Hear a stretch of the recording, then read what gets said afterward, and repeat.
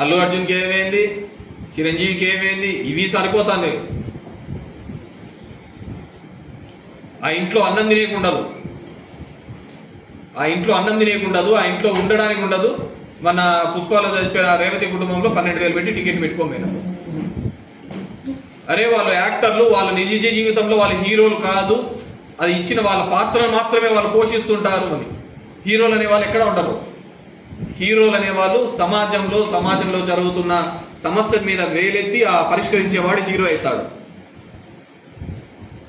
హీరోలు హీరోయిన్లు అంటారు. హీరోయిజం అంటే ఏంది?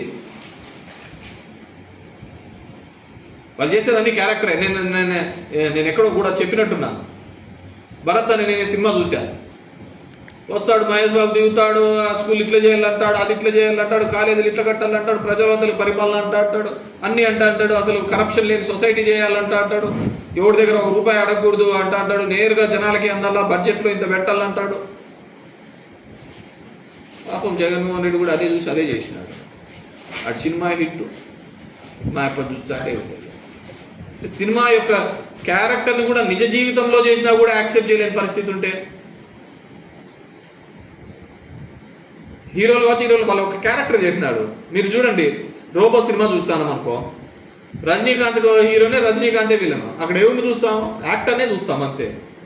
రెండు ఫేసులు ఒకటే విధంగానే కనపడతాంటాయి. చూసేది ఆ యాక్టరు, ఆ క్యారెక్టరు, వాడు చేసే పద్ధతినే కదా చూసేది. మనం ఏం చేస్తున్నాం? ముఖ్యంగా మన సదరన్ ఇండియా హీరో అంటే ఎలివేషన్ దేవునితో పాటు కొలుస్తాం.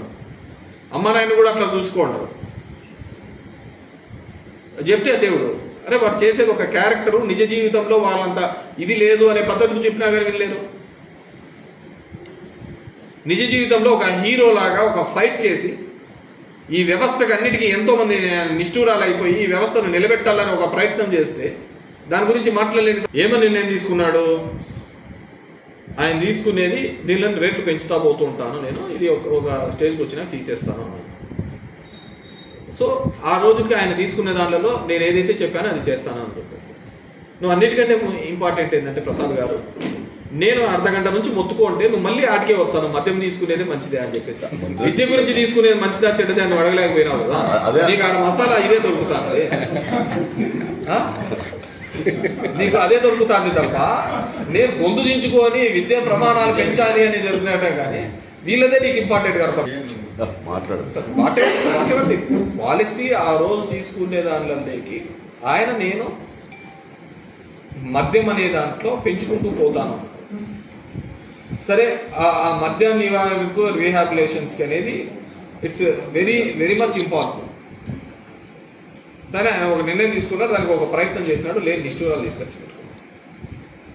అంతకుముందు ఎన్టీ రామారావు తీసుకున్నప్పుడు కూడా ఇలాంటి నిర్ణయమే తీసుకున్నప్పుడు కూడా చేయలేకపోయినాడు. ఎందుకంటే ఇట్స్ వెరీ టఫ్.